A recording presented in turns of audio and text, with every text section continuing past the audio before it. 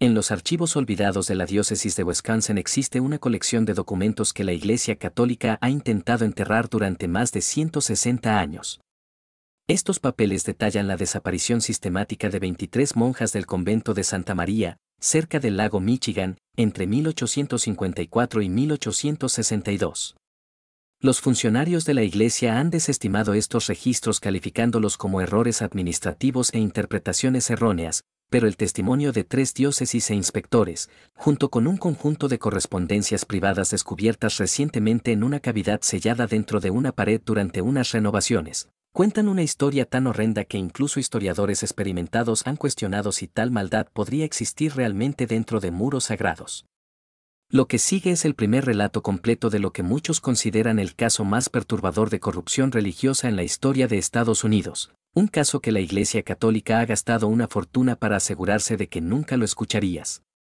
Antes de continuar con la historia del convento de Santa María, debo pedirte algo: si esta historia ya te resulta inquietante, suscríbete a nuestro canal para conocer más relatos históricos sobre los secretos religiosos más oscuros de América. Nuestra comunidad de buscadores de misterios abarca los 50 estados. ¿Desde dónde nos escuchas esta noche? Déjanos un comentario abajo. Ahora, regresemos a la campiña de Wisconsin en 1854, donde comienza nuestra historia. La niebla matinal se cernía espesa sobre el lago Michigan cuando la carreta del obispo William Quarter atravesó las puertas de lo que pronto se convertiría en el convento de Santa María. La Iglesia Católica había comprado la extensa propiedad, una antigua mansión de un magnate de la madera rodeada por 30 acres de bosques densos, con la intención de establecer la primera gran institución católica en el territorio mayormente protestante de Wisconsin. Esta expansión estratégica formaba parte de un esfuerzo más amplio por establecer influencia católica en las regiones fronterizas de Estados Unidos, que se desarrollaban rápidamente y donde las denominaciones protestantes ya estaban ganando terreno. La mansión de piedra caliza, con sus 3 imponentes alas y torre campanario, contrastaba fuertemente con las humildes iglesias de madera que salpicaban el paisaje de Wisconsin. El edificio central, construido en 1842, contaba con arcos góticos y ventanas estrechas que parecían vigilar el campo circundante como ojos silenciosos. 2 alas se extendían a cada lado, la ala este estaba destinada a los dormitorios de las monjas y la ala oeste al orfanato e enfermería propuestos. Detrás de la estructura principal se encontraba una pequeña capilla, su aguja elevándose por encima de las copas de los árboles, visible a kilómetros de distancia a través de las llanuras planas de Wisconsin. Las familias protestantes locales miraban con recelo a las monjas recién llegadas. Sus hábitos negros y acentos irlandeses las marcaban como extranjeras en una comunidad dominada por colonos alemanes y escandinavos. Los residentes de la región, en su mayoría luteranos y metodistas, estaban acostumbrados a la estructura sencilla y democrática de sus propias comunidades religiosas.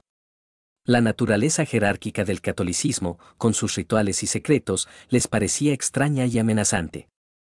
El día de la consagración del convento, una pequeña multitud se reunió fuera de las puertas. «Papistas», murmuró Elijah Hoffman, un anciano respetado de la iglesia luterana local, mientras observaba a las figuras de negro procesar hacia la capilla. «Traerán sus costumbres extranjeras aquí, corromperán a nuestros hijos con su idolatría». Su compañero, Wilhelm Schmidt, asintió con expresión sombría. «Mi abuelo huyó de Alemania para escapar de la persecución católica. Ahora nos siguen incluso aquí». Este sentimiento, aunque no universal, reflejaba las profundas tensiones religiosas que servirían de telón de fondo para la tragedia que estaba por venir.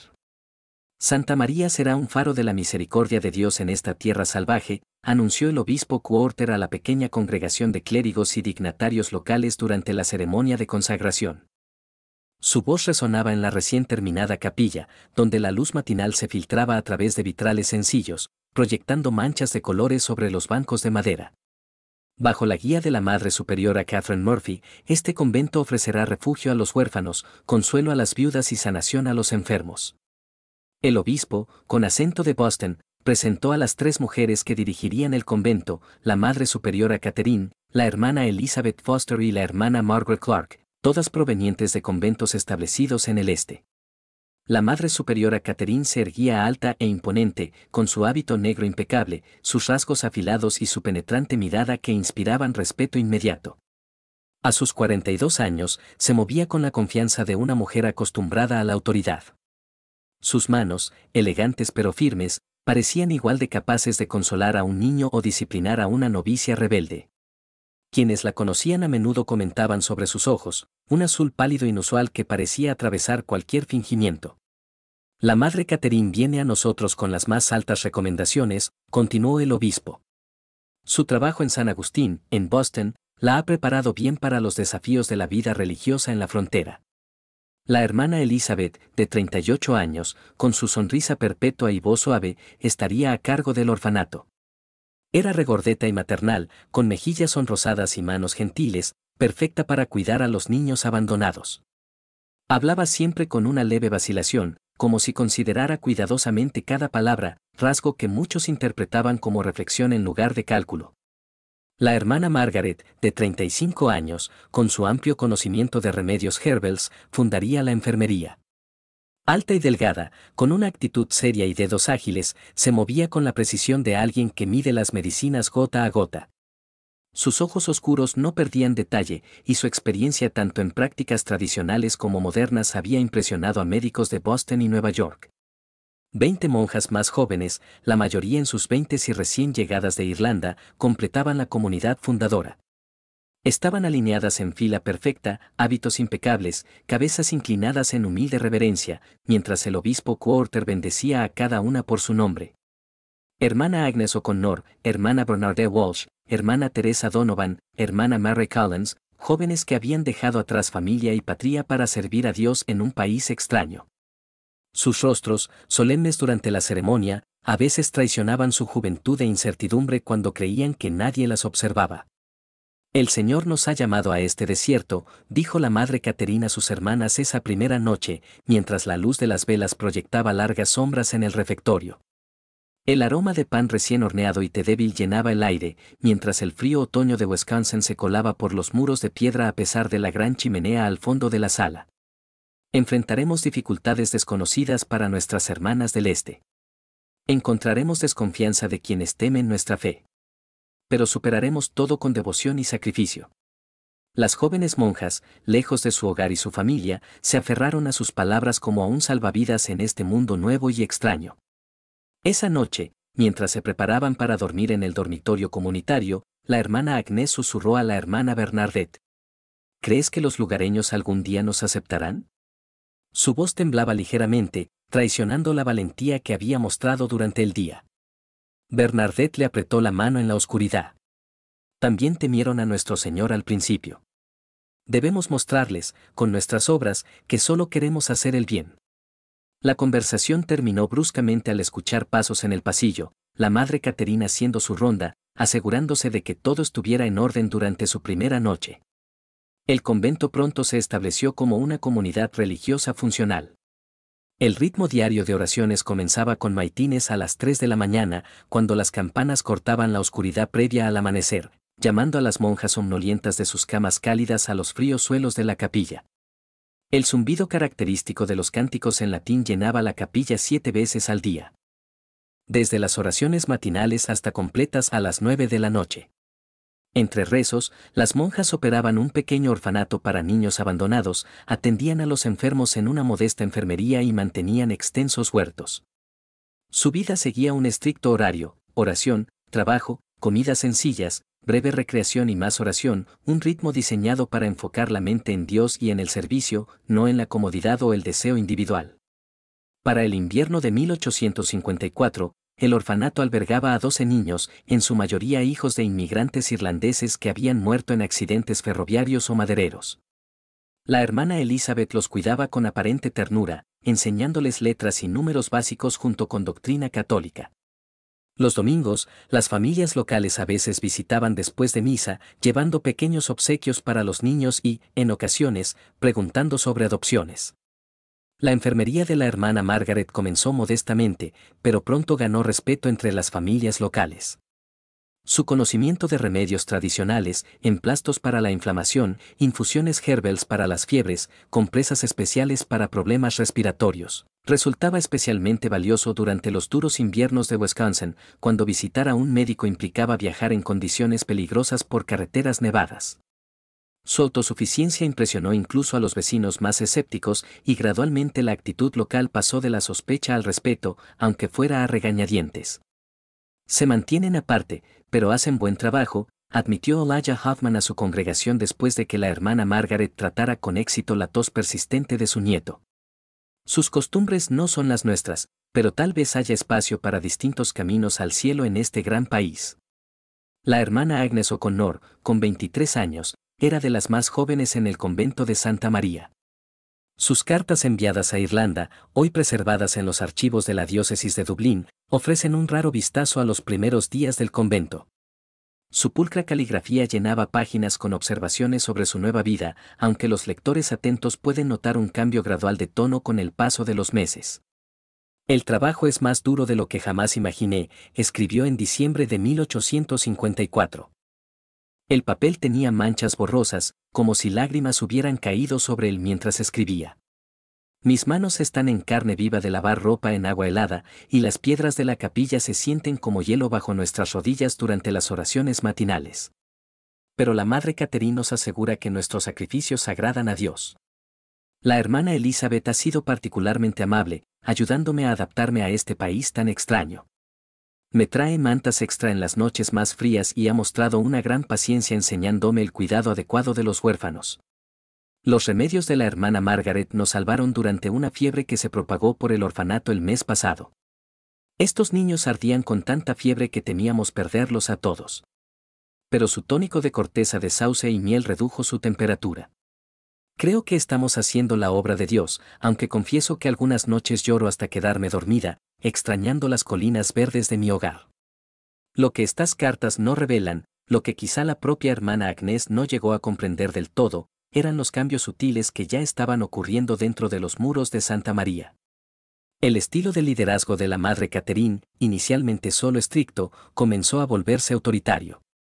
Faltas menores que antes se corregían con suavidad ahora resultaban en penitencias cada vez más severas. Una noche de enero de 1855, las manos de la hermana Josephine Brady temblaban mientras intentaba remendar un desgarrón en su hábito. Había tosido de manera repentina durante las oraciones de la tarde, rompiendo el voto de silencio, y se le había asignado como penitencia arrodillarse sobre guisantes secos mientras recitaba todo el rosario, una mortificación que dejó sus rodillas sangrando e hinchadas. La hermana Mary Collins la ayudaba a enhebrar la aguja cuando sus miradas se encontraron en un instante de silenciosa compasión. No llamen la atención sobre su debilidad, la voz de la Madre Catherine cortó el aire en la silenciosa sala de trabajo, sobresaltando a ambas mujeres. Había entrado sin hacer ruido, una habilidad que inquietaba cada vez más a las monjas jóvenes. La hermana Josephine debe aprender que la disciplina es la piedra angular de la devoción. Todas harían bien en recordarlo. Para la primavera de 1855, Santa María había ganado reputación por su caridad excepcional. Cuando una epidemia de sarampión azotó los campamentos madereros cercanos, la enfermería de la hermana Margaret trató a decenas de trabajadores sin importar su fe.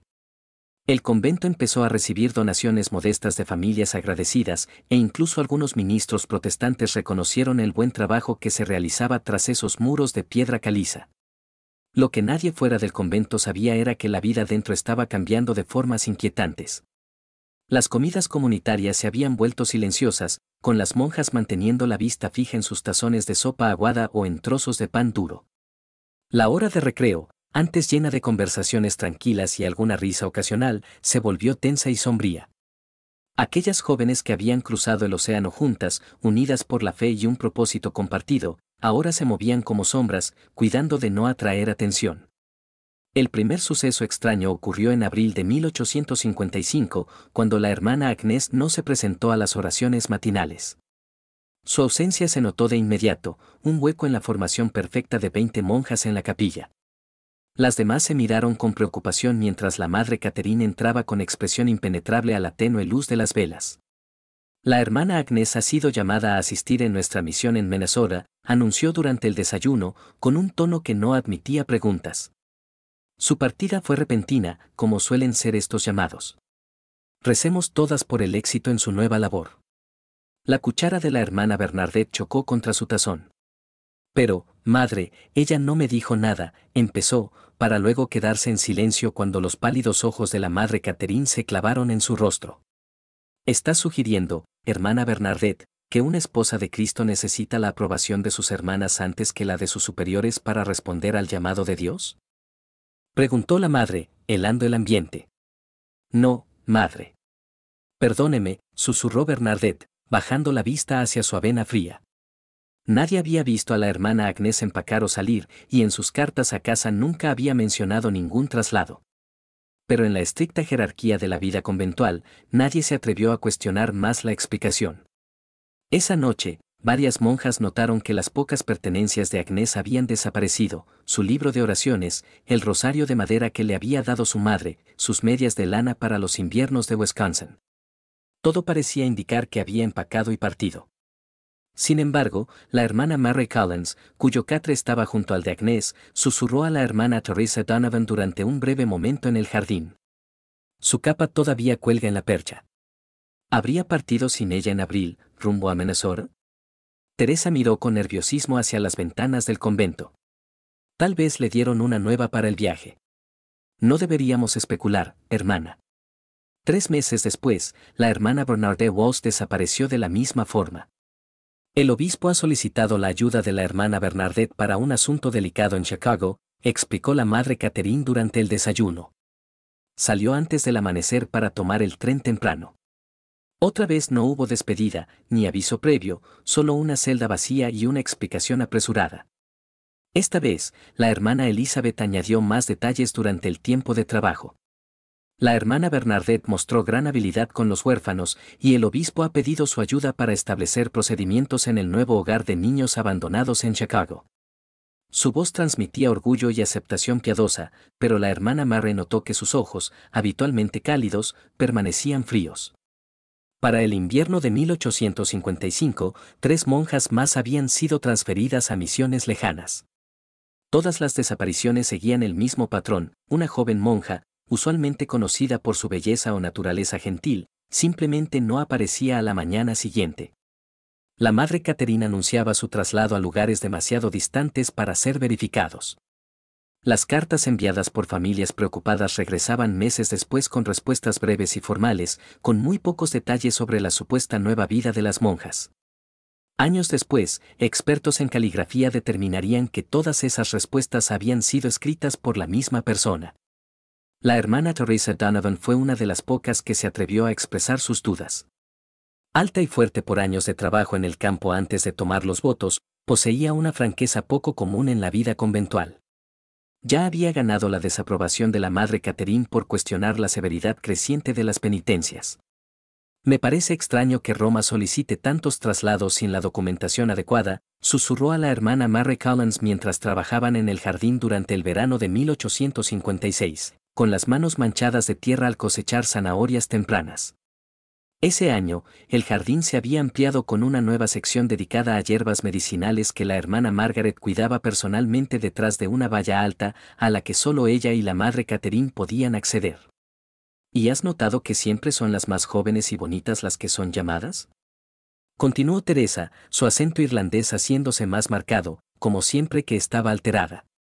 Primero Agnès, con su cabello dorado, luego Bernadette, con esa preciosa voz de canto, después Catherine, con su tez perfecta, y Josephine, con su... Se detuvo al notar una sombra proyectándose sobre la cama de jardín. Mary la hizo callar de inmediato, mirando con nerviosismo hacia las ventanas del convento, donde la hermana Margaret observaba, su rostro delgado e inexpresivo. La madre Catherine tiene sus razones. Debemos confiar en su sabiduría, susurró Mary. La semana siguiente, la hermana Teresa desapareció. La explicación oficial dada durante las oraciones matinales fue que había sido llamada a un retiro contemplativo en Montreal. Mary, ahora profundamente asustada, mantuvo la cabeza baja y sus pensamientos en silencio. Aquella noche, al hacer su cama, encontró un pequeño papel escondido bajo su almohada. Una página arrancada del libro de oraciones de Teresa, con un mensaje escrito apresuradamente en el margen. Algo está mal. Si desaparezco, dile al padre Ryan. El ver la letra de su amiga, con la tinta aún relativamente fresca, heló la sangre de Murray más que el aire otoñal que se colaba por los muros de piedra. Para 1857, el patrón era imposible de ignorar. De las 20 jóvenes monjas originales, solo quedaban 12. Las explicaciones oficiales continuaban: misiones especiales, retiros, traslados para asistir durante brotes de enfermedades. Ante el mundo exterior, Santa María seguía funcionando con normalidad. Las familias locales seguían llevando a sus enfermos a la enfermería de la hermana Margaret. Los huérfanos seguían recibiendo cuidados en el orfanato de la hermana Elizabeth. Los visitantes dominicales no notaban nada extraño en las procesiones solemnes de figuras vestidas de negro, moviéndose de la capilla al jardín y al refectorio. Pero dentro de esos muros, el miedo se había vuelto una presencia tangible. Las monjas que quedaban hablaban en susurros, evitaban quedarse solas y vivían aterradas mientras su número disminuía. La madre Catherine se volvió aún más autoritaria. Faltas menores resultaban en castigos brutales, días de ayuno, noches de oración sobre suelos helados, confesiones públicas de pecados íntimos. La hermana Clara O'Donnell, sorprendida con un pedazo de chocolate enviado por su familia, fue obligada a arrodillarse frente a toda la comunidad y confesar gula y engaño indignos de una esposa de Cristo. La madre Catherine le asignó 3 días de ayuno, permitiéndole solo agua y un trozo de pan por la noche. Cuando Clare se desmayó durante las oraciones en la capilla el segundo día, fue la hermana Margaret quien la reanimó con sales aromáticas, con los labios curvados en lo que algunas más tarde describirían como una sonrisa. Una noche particularmente fría de enero de 1858, Mary Collins despertó al escuchar sonidos apagados provenientes de la celda junto a la suya. A través de la delgada pared, oyó a la hermana Rebecca Murphy sollozando, seguida de un susurro agudo que reconoció de inmediato, la voz de la madre Catherine. «Vendrás con nosotras ahora. Haz cualquier ruido y lo lamentarás». El sonido de pasos arrastrados siguió, y luego silencio. Mary permaneció inmóvil en su estrecha cama, con el corazón latiendo tan fuerte que temía que delatara que estaba despierta. Las tablas del suelo crujieron. 1, 2, 3 pares de pasos alejándose de la celda de Rebecca. Entonces escuchó un sonido que atormentaría sus pesadillas por años. Un grito ahogado, silenciado de inmediato, seguido por lo que sonó más como un cuerpo siendo arrastrado que caminando por su propio pie. A la mañana siguiente, la madre Catherine anunció que la hermana Rebecca había sido llamada a servir en una misión de frontera en el territorio de Decorah. Los niños nativos allí requieren instrucción, y la paciencia de la hermana Rebecca con los huérfanos la ha preparado bien para esta tarea sagrada. Los pálidos ojos de la madre Catherine recorrieron el refectorio, deteniéndose un instante en la hermana Mary.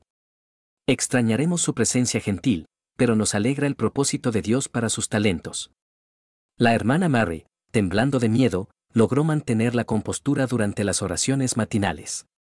Las cuentas del rosario repiqueteaban entre sus dedos trémulos mientras murmuraba las plegarias conocidas. Su mente corría con posibilidades terribles. ¿Qué había sido de la hermana Rebecca? ¿Qué había sido de todas las demás? Esa tarde, mientras barría el pasillo frente al despacho de la madre Catherine, oyó una conversación inquietante. La pesada puerta de roble no estaba del todo cerrada, y las voces se oían con claridad donde la hermana Mary se había detenido, con el plumero inmóvil en la mano. El doctor dice que ésta conseguirá un precio más alto. La voz de la hermana Elizabeth, por lo general dulce, había adoptado un tono frío y calculador que Mary no habría reconocido de no estar escuchando en esa misma puerta. Dice que los hombres pagan extra por las inocentes. Debemos ser más cuidadosas con el tiempo, replicó la hermana Margaret. El tintinear de vidrio sugería que ordenaba sus medicinas mientras hablaba.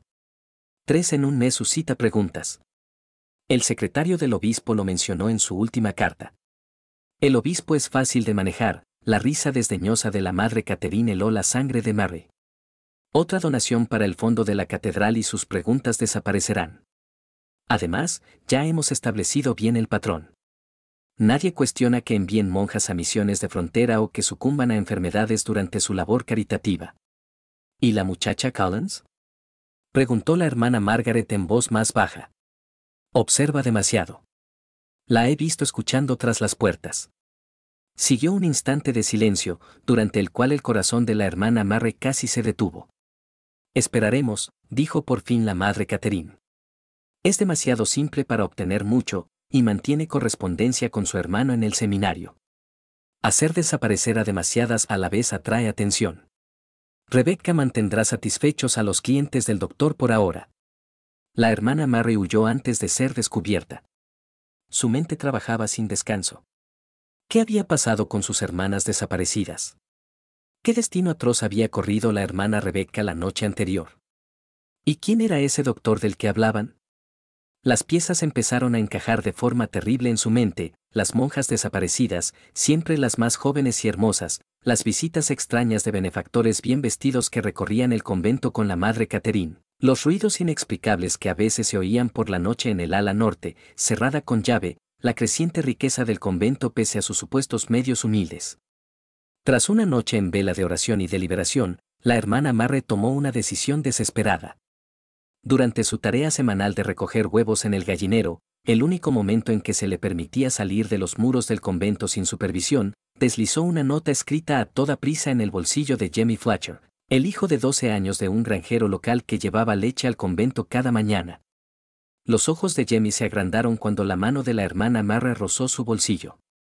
Ella nunca le había hablado directamente.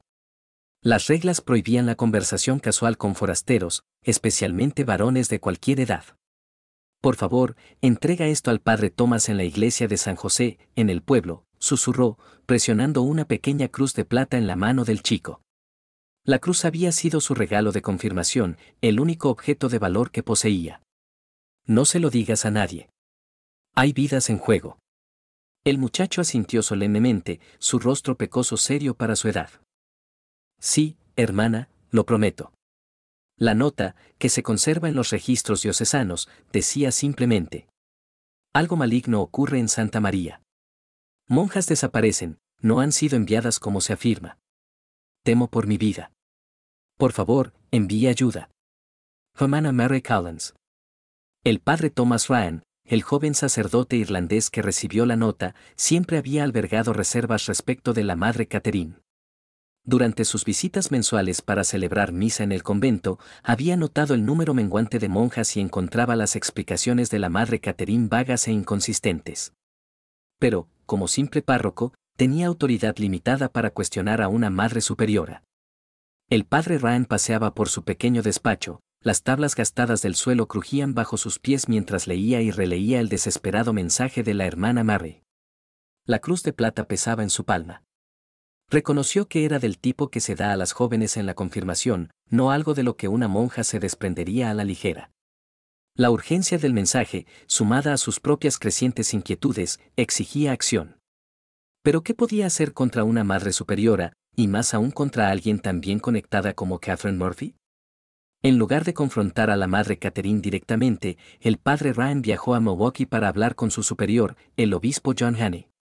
El viaje tomó todo un día a caballo, los caminos de finales de invierno alternaban entre hielo y barro. Llegó a la residencia episcopal con la sotana salpicada y la resolución firme. El obispo Haney lo recibió en un despacho confortable, mucho más cálido y lujoso que la humilde casa parroquial del padre Ryan. La conversación giró al principio en torno a la construcción de la nueva Catedral de San Juan, en Milwaukee. El obispo mostraba con orgullo los planos y hablaba con entusiasmo del financiamiento. Será la catedral más fina al oeste de Nueva York, declaró el obispo, con su acento alemán aún marcado pese a décadas en América. Un monumento adecuado a nuestra fe en este desierto protestante. El padre Ryan asintió con cortesía, esperando la oportunidad para exponer sus preocupaciones. Cuando por fin el obispo preguntó por su parroquia, el joven sacerdote expuso con cuidado sus observaciones, el número decreciente de monjas en Santa María, las explicaciones inconsistentes y, por último, la nota desesperada de la hermana Mary. La expresión del obispo cambió mientras escuchaba, el calor inicial dio paso a una neutralidad calculada. Son acusaciones graves, padre, dijo, dejando a un lado la cruz de plata sin examinarla de cerca. La madre Caterina ha explicado cada traslado a mi satisfacción. Pero, Su Excelencia, 8 monjas han desaparecido en menos de 3 años, insistió el padre Ryan. No se ha presentado documentación de esos traslados. Y nadie ha recibido correspondencia coherente de esas mujeres después de su supuesta partida. Las misiones de frontera requieren mujeres instruidas, replicó el obispo con tono concluyente, levantándose de la silla para indicar que la reunión terminaba. No permitiré que difunda rumores que dañen la reputación de la Iglesia en esta región protestante. La Madre Caterina ha sido muy generosa con el fondo de construcción de nuestra catedral. Su liderazgo espiritual está fuera de toda sospecha. Al despedirlo, añadió con una nota de advertencia. Concéntrese en sus deberes parroquiales, Padre Ryan. Deje la administración de los conventos a quienes han sido designados por Dios para ello.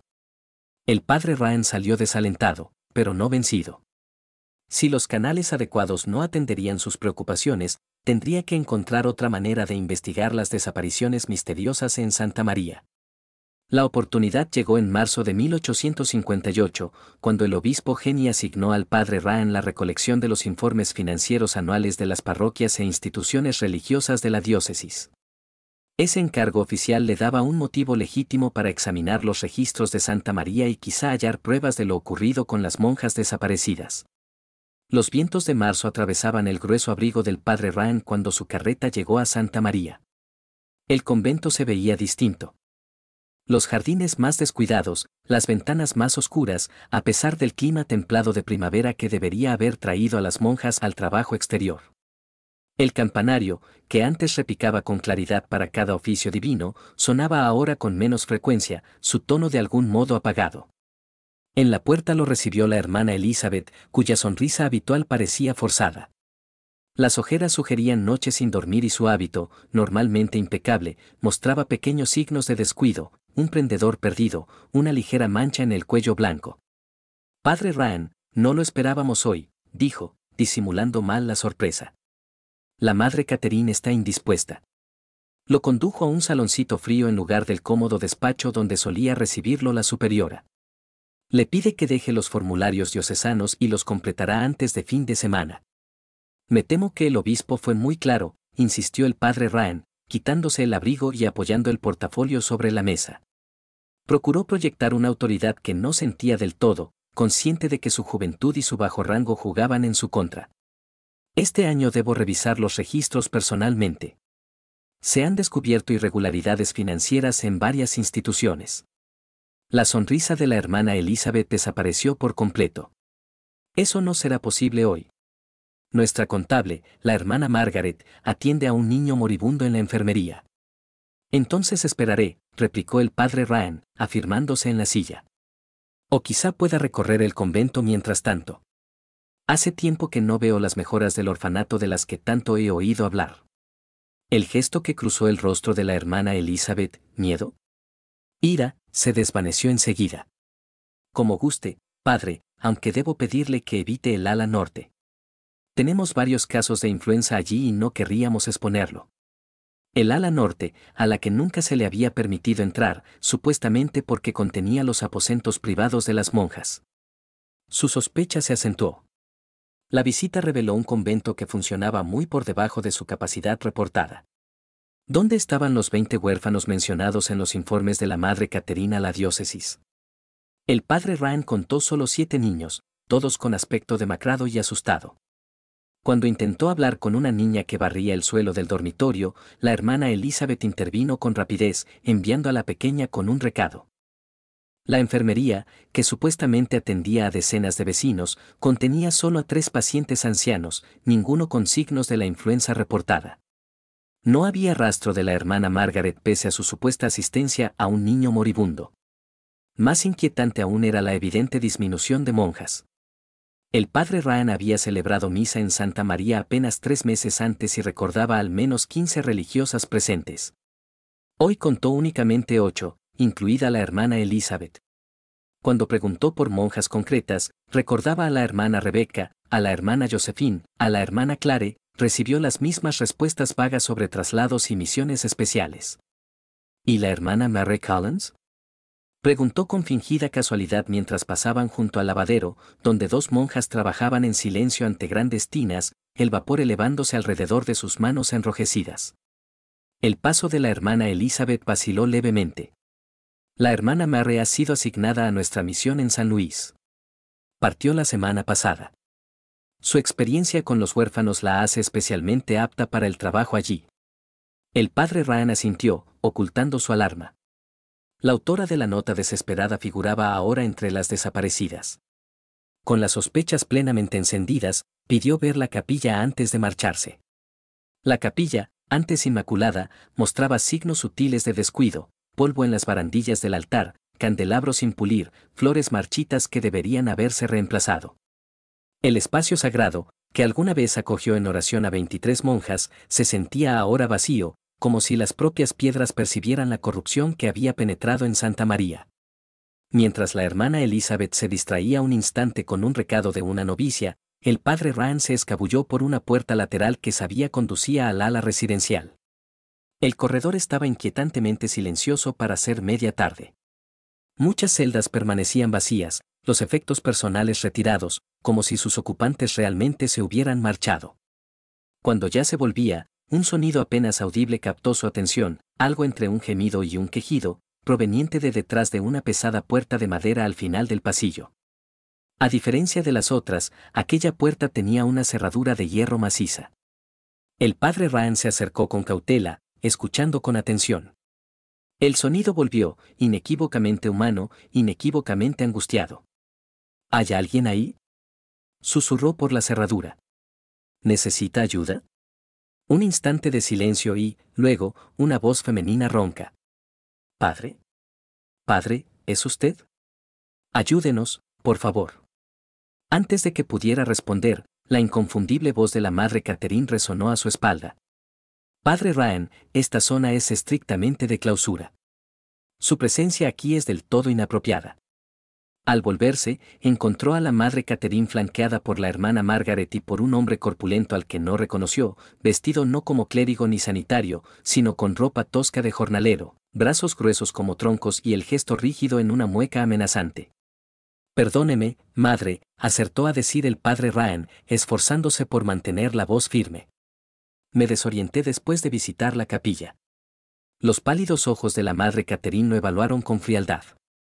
Había adelgazado desde la última vez que él la vio, el hábito le colgaba del cuerpo, pero su autoridad parecía haberse intensificado. En esta ala se alojan hermanas bajo dirección espiritual especial. Su reclusión es esencial para su práctica devocional. Escuché a alguien pidiendo ayuda, replicó el padre Ryan, reuniendo valor. Ha oído a la hermana Anne en medio de sus ejercicios espirituales, intervino con suavidad la hermana Margaret. Algunas de nuestras hermanas más dedicadas practican la mortificación de la carne. Sus gritos pueden malinterpretarse por quienes no están familiarizados con prácticas devocionales avanzadas. El señor Callahan lo acompañará a la salida, dijo la madre Catherine, asintiendo al hombretón. Enviaremos los informes financieros a Milwaukee antes de fin de semana. El tal Callahan dio un paso al frente, con una postura que sugería estar acostumbrado a hacer cumplir la voluntad de la madre Catherine por medios no del todo espirituales. Por aquí, padre, dijo, con una cortesía forzada y un deje de amenaza en la voz. El hombre le sujetó el brazo con fuerza innecesaria. El padre Ryan alcanzó a lanzar una última mirada hacia la puerta cerrada con llave.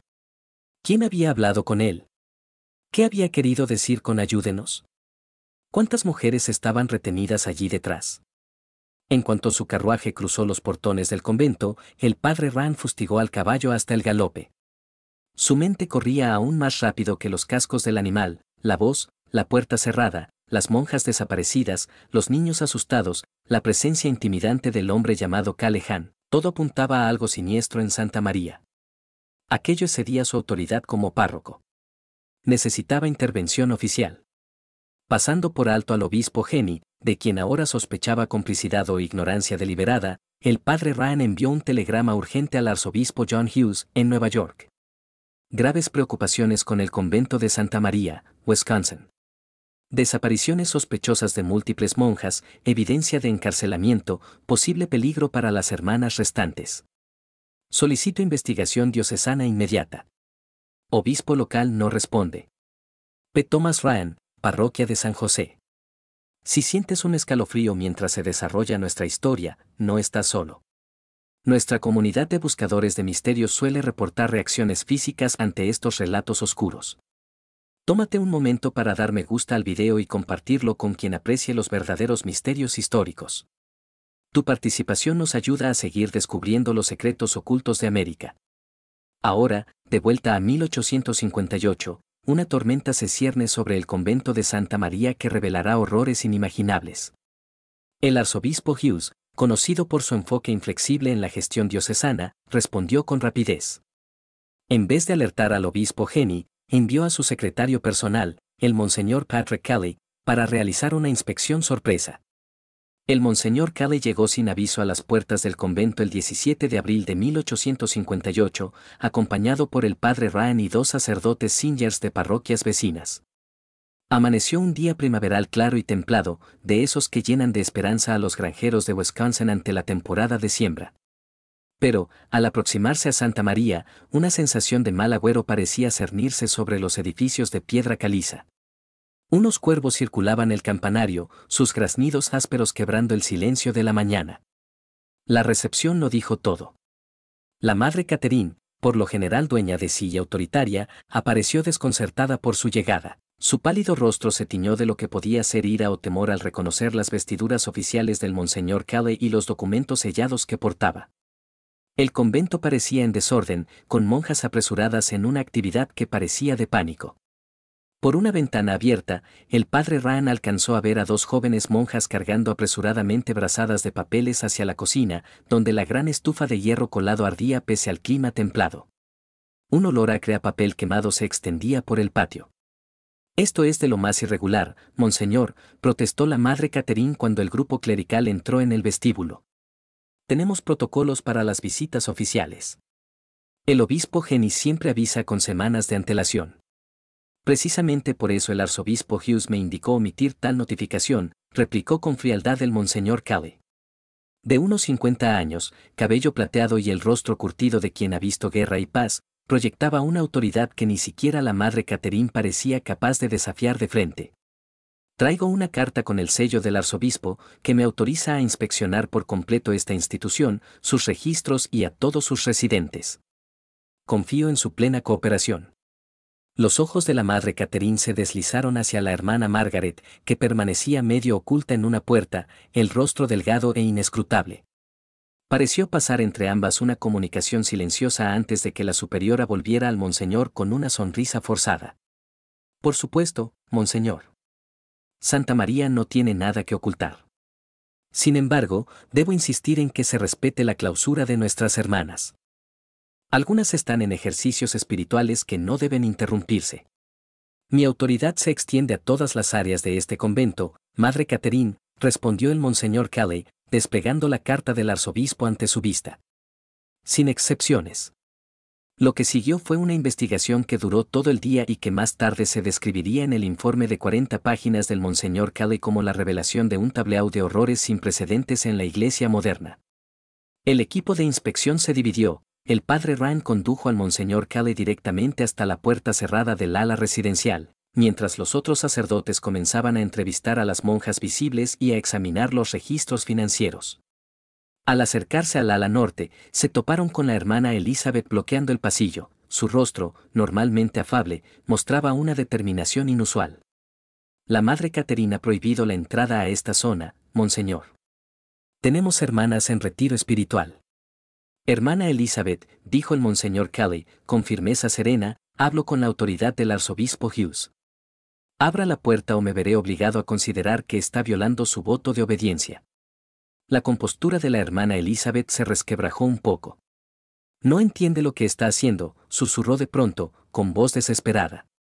Él se disgustará muchísimo. ¿Él? Preguntó el padre Ryan. ¿Se refiere al obispo Henny? La hermana Elizabeth negó con la cabeza, con la mirada saltando hacia las ventanas como si esperara la aparición de alguien. Tras vacilar un momento, se hizo a un lado. La puerta cerrada, cuando por fin se abrió bajo la amenaza de censura eclesiástica, reveló una escena sobrecogedora.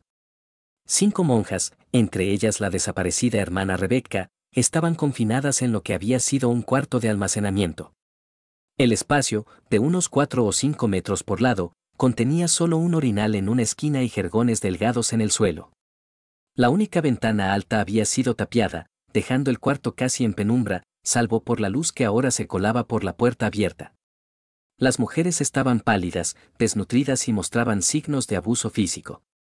Sus hábitos, rasgados y sucios, sus rostros, demacrados por el hambre y el miedo. Una de ellas, identificada más tarde como la hermana Josephine Brady, estaba muy embarazada, su vientre hinchado resultaba incongruente con la delgadez de sus extremidades. El hedor de cuerpos sin lavar y desechos humanos resultaba abrumador.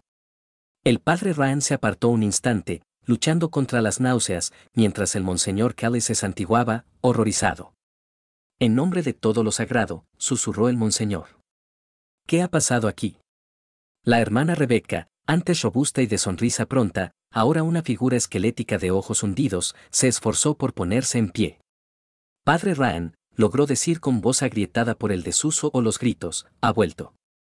Nos están preparando, susurró, mientras el padre Ryan la ayudaba a sentarse en una silla traída a toda prisa del pasillo. Para el doctor. Para la casa de Chicago. ¿Qué doctor? ¿Qué casa en Chicago?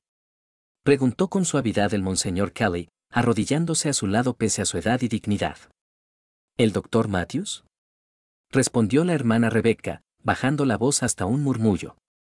Viene a examinarnos, a ver cuáles son aptas. Cerró los ojos, temblando. Los hombres pagan más por monjas, por esposas de Cristo. Eso es lo que la madre Catherine les dice. Mientras el padre Ryan y el monseñor Kelly atendían a las monjas encarceladas, asegurándoles agua, comida y atención médica, los otros sacerdotes hacían descubrimientos igualmente perturbadores en otras partes del convento. En los aposentos privados de la hermana Margaret, accesibles solo por una puerta oculta en la enfermería, hallaron estantes repletos de medicamentos sospechosos, láudano, cloroformo y otras sustancias típicamente usadas para dejar inconscientes a los pacientes. Un diario encuadernado en cuero detallaba tratamientos administrados a varias monjas, con notas clínicas sobre sus reacciones y su idoneidad para el transporte.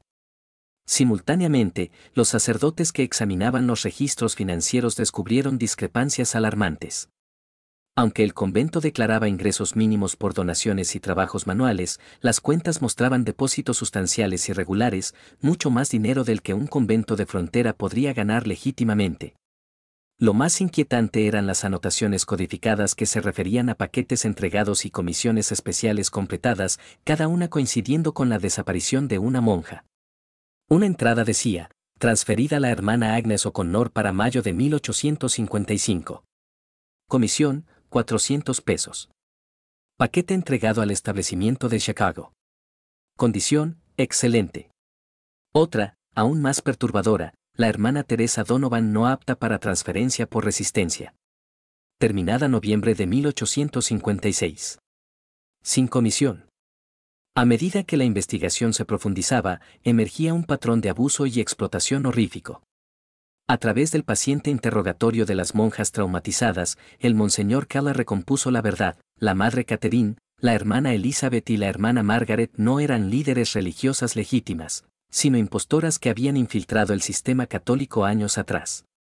La hermana Clara O'Donnell, una de las rescatadas, aportó un testimonio crucial cuando se sintió lo bastante segura para hablar. Las escuché una noche, susurró, aferrando una manta a sus hombros pese al calor de la sala. La madre Catherine discutía con la hermana Margaret sobre su pasado. La llamó Catherine. Dijo que habían llegado demasiado lejos para arriesgarse a ser descubiertas, que ya habían cambiado de identidad antes y podían hacerlo de nuevo si era necesario. La verdadera madre Catherine Murphy había muerto poco después de llegar a Wisconsin, envenenada, según el testimonio de la antigua asistente de la hermana Margaret en la enfermería. Le añadió algo al té de la madre Catherine, declaró la joven monja. Esa misma noche empezó a vomitar sangre. La hermana Margaret lo diagnosticó como tisis y la aisló. A ninguna se nos permitió atenderla en sus últimos días. Tras ello, las tres monjas senior tomaron el control del convento, estableciendo conexiones con una red de supuestas casas de caridad por todo el medio oeste que en realidad eran burdeles para clientes adinerados con preferencias específicas. Las monjas jóvenes que llamaban su atención, sobre todo por su belleza, inocencia o carácter dulce, eran preparadas para un destino atroz: primero el aislamiento, mediante penitencias cada vez más severas por infracciones inventadas, luego la sedación, a menudo con láudano de la botica de la hermana Margaret. Las seleccionadas eran violadas dentro del propio convento por benefactores de pago, hombres ricos de Chicago, Milwaukee y hasta San Luis, que abonaban precios elevados por la oportunidad de profanar esposas de Cristo. Venían después de completas, cuando debía reinar el silencio, explicó la hermana Rebecca, con voz sin emoción, como si el desapego fuera la única forma de contar semejantes horrores. Hombres con ropas finas, oliendo a colonia y whisky. La madre Catherine los guiaba al ala norte, donde nos tenían. Pagaban extra para que lleváramos el hábito durante la violación. Quienes quedaban embarazadas, como la hermana Josephine, eran mantenidas aisladas hasta el parto y luego trasladadas a burdeles de Chicago o San Luis, donde eran forzadas a la prostitución. Su condición religiosa y el embarazo forzado se comercializaban como atractivos especiales para clientes depravados. Muchas morían en pocos años por enfermedad o abuso. La hermana Margaret nos revisaba con regularidad, continuó Rebecca. Llevaba registro de nuestros ciclos. Si faltaba la sangre, reía y decía a la madre Catherine que ahora seríamos especialmente valiosas. Los hombres pagaban más por las que llevaban criatura. El orfanato servía tanto de tapadera como de fuente adicional de víctimas. Las niñas mayores, al borde de la pubertad, eran adoptadas de repente por benefactores generosos, en realidad vendidas a la misma red de burdeles. Los niños sí eran colocados con familias, pero como peones agrícolas sin sueldo, con la madre Catherine cobrando sustanciosas tarifas de colocación. Lo más horroroso fue el destino de quienes resistían demasiado o amenazaban con exponer la operación. La hermana Teresa Donovan, que había cuestionado las desapariciones, no fue enviada a Montreal, como se afirmó. Según el testimonio de la hermana Rebecca, Teresa fue retenida en el cuarto cerrado durante semanas, agredida repetidamente y, cuando su espíritu siguió sin quebrarse, estrangulada por el hombre llamado Callahan. Su cuerpo, junto con al menos otros 3 de monjas que también resistieron, yacía en fosas sin marcar en el huerto del convento. La madre Catherine nos hizo mirar, dijo la hermana Clare, con lágrimas corriéndole por el rostro. Dijo que era una lección de obediencia. La hermana Teresa luchó hasta el final. Rezaba el rosario incluso mientras Callahan apretaba la cuerda en su cuello. Al caer la tarde de aquel fatídico día de abril, el monseñor Kelly ordenó el cierre inmediato del convento de Santa María. Las monjas sobrevivientes fueron puestas a salvo. Se notificó a las autoridades locales y se apostaron guardias para impedir fugas o destrucción de pruebas. La madre Catherine, la hermana Elizabeth y la hermana Margaret quedaron bajo arresto eclesiástico, confinadas en sus celdas bajo vigilancia hasta la llegada de las autoridades civiles. Solo obedecía a órdenes, gimió la hermana Elizabeth mientras la conducían a su celda. La madre Catherine decía que era voluntad de Dios, que el dinero se necesitaba para la mayor gloria de la iglesia. La madre Catherine mantuvo un silencio pétreo, sus ojos pálidos no revelaban nada cuando se cerró la puerta de su prisión temporal. Solo la hermana Margaret mostró emoción, una extraña media sonrisa jugueteaba en sus labios delgados mientras la conducían. No comprende lo que ha descubierto, le dijo al monseñor Kelly. Servimos a un propósito más alto de lo que puede imaginar. Pero el intento de la iglesia de manejar el asunto con discreción se vino abajo pronto. El señor Callahan, el corpulento brazo ejecutor, ausente durante la inspección, regresó al anochecer. Al encontrar el convento bajo guardia, huyó a Chicago, donde, al parecer, alertó a sus socios. Para cuando los alguaciles locales llegaron a la mañana siguiente con órdenes de arresto, la madre Catherine y la hermana Margaret habían escapado de sus aposentos vigilados.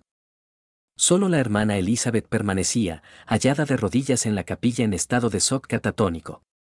La ventana seguía cerrada por dentro, informó el sacerdote que custodiaba la habitación de la madre Catherine.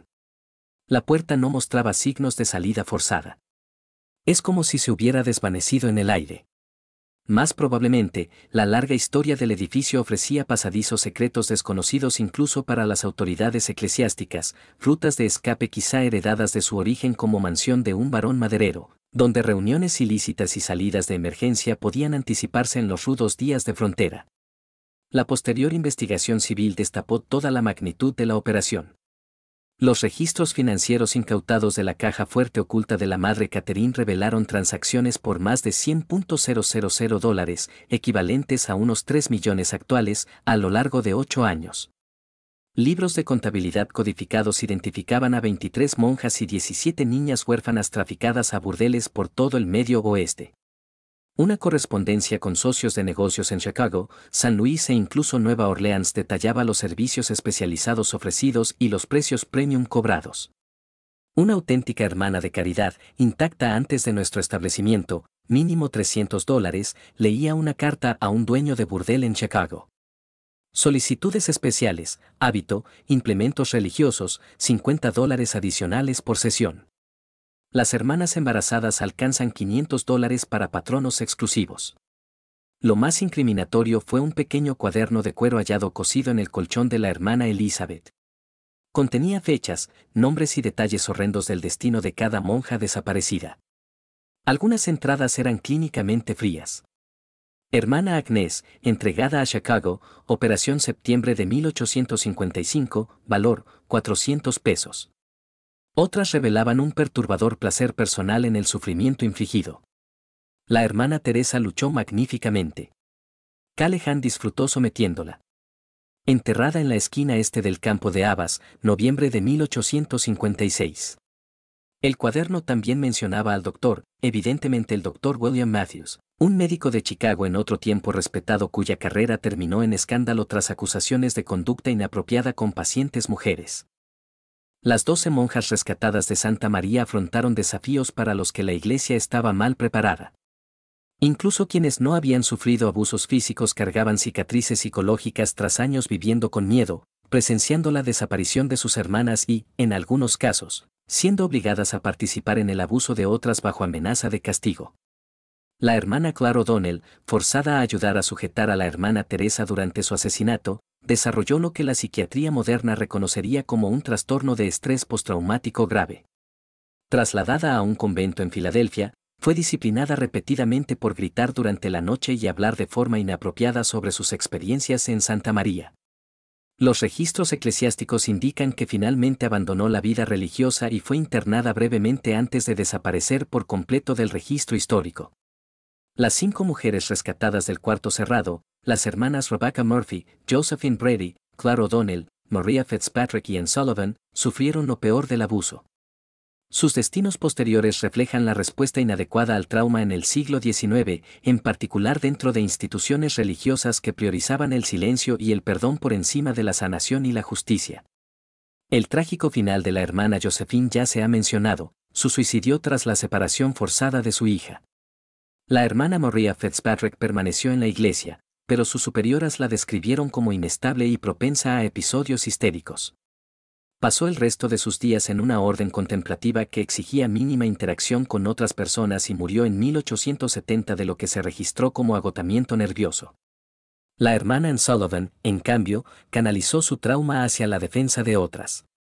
Trabajando dentro de los límites de sus votos y del deseo eclesial de silencio, estableció discretamente redes informales de apoyo para monjas que habían sufrido abuso. Su correspondencia, descubierta en los archivos de su convento de Boston tras su muerte en 1899, revela a una mujer decidida a impedir futuro Santa María mientras mantenía su fe en la bondad última de la Iglesia pese a sus fallas humanas. Debemos distinguir entre la institución divina y sus administradores humanos defectuosos, escribió a una compañera superviviente en 1875. Lo que nos sucedió no fue voluntad de Dios, sino maldad humana disfrazada con vestiduras sagradas. Nuestra tarea ahora es asegurarnos de que esas vestiduras no puedan ser robadas tan fácilmente otra vez. Las preguntas más inquietantes del caso de Santa María se refieren al número total de víctimas. La investigación oficial de la Iglesia reconoció a 23 monjas y 17 niñas huérfanas que fueron confirmadas como traficadas o asesinadas.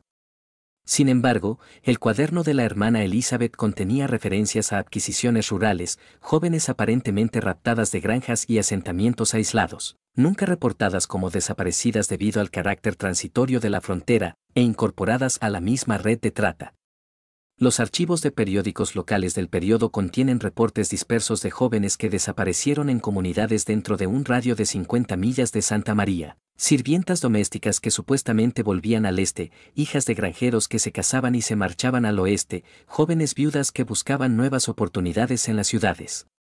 ¿Cuántas de esas desapariciones estuvieron conectadas con la operación de Santa María sigue siendo desconocido? Una entrada del cuaderno de la hermana Elizabeth, fechada en octubre de 1857, sugiere el alcance: adquisiciones rurales este año, 14. Calidad superior, principalmente escandinavas. Comisión especial para Nueva Orleans cumplida. Igualmente perturbador es el destino de las monjas desaparecidas que nunca fueron localizadas. De las 23 que se desvanecieron en Santa María entre 1854 y 1858, solo 9 fueron identificadas con certeza, 4 confirmadas como asesinadas y enterradas en el lugar, y 5 rescatadas enredadas posteriores a burdeles. ¿Qué fue de las otras 14?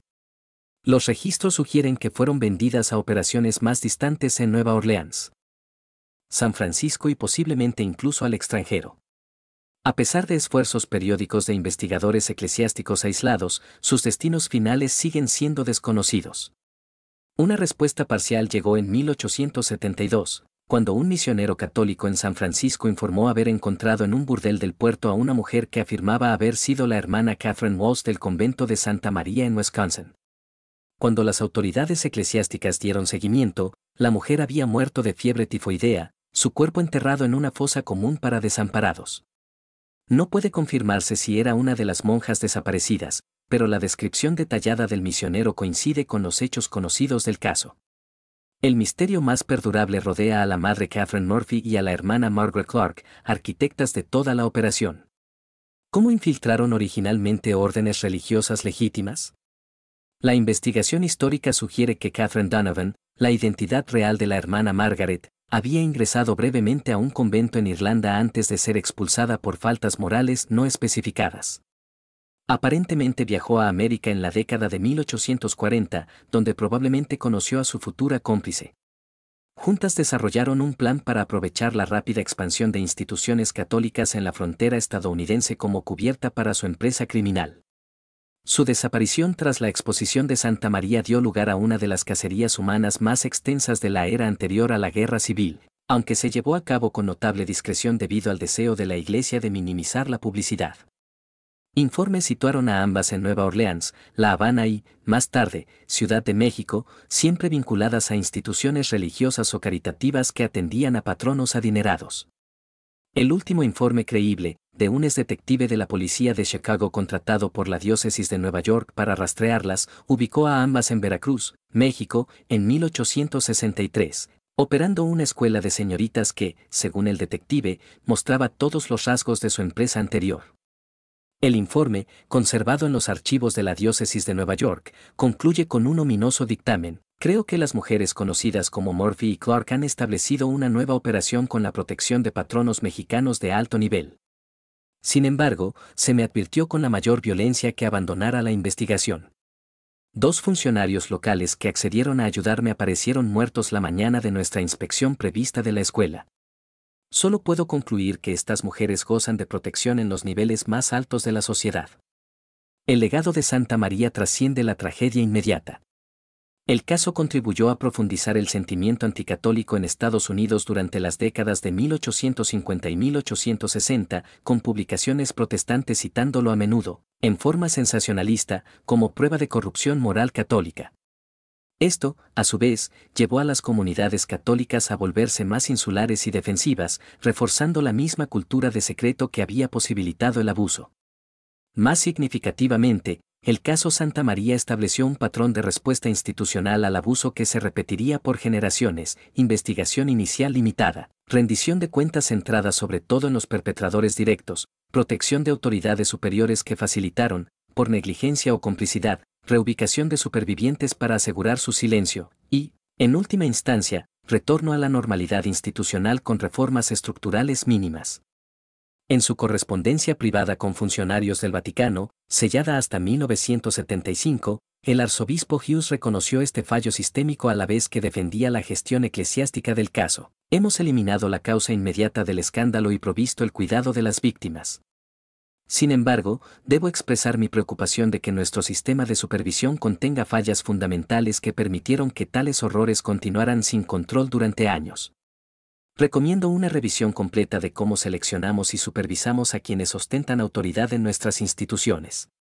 Sus recomendaciones. Por previsoras que fueran, parecen haber sido archivadas discretamente en lugar de implementadas. La preferencia de la Iglesia por manejar estos asuntos internamente y con discreción persistiría bien entrado el siglo XX. Los rastros físicos del convento de Santa María han sido sistemáticamente borrados. Los edificios demolidos no dejaron cimientos visibles, el terreno, vendido y revendido durante generaciones, alberga hoy una urbanización cuyos residentes desconocen lo ocurrido allí. Los archivos eclesiásticos relativos al caso fueron fuertemente redactados a principios del siglo XX, los documentos más incriminatorios fueron sellados o destruidos. Incluso las tumbas de las monjas asesinadas quedaron sin marca, sus restos terminaron bajo construcciones, sin consagración ni reconocimiento. Sin embargo, la historia persiste a través de documentos dispersos, diarios personales, archivos periodísticos e historias orales transmitidas por generaciones de familias católicas de Wisconsin. Estos fragmentos, al ensamblarse, revelan no solo el horror de lo ocurrido en Santa María, sino también las fallas sistémicas que lo hicieron posible, los peligros de la autoridad incuestionada, la vulnerabilidad de comunidades aisladas y la capacidad humana tanto para el mal extraordinario como para el coraje extraordinario al enfrentarlo. El padre Thomas Ryan, cuya determinación sacó a la luz los horrores, escribió en la última entrada de su diario una súplica que resuena a través de los siglos: recuérdenlas. Recuerden que vivieron, que sufrieron y que su sufrimiento importó. Al desenterrar su historia, aunque sea de forma incompleta, honramos esa petición y quizá aprendemos algo esencial sobre el poder institucional, la vulnerabilidad humana y la vigilancia constante que se requiere para proteger a los inocentes de quienes explotarían la confianza sagrada con fines profanos.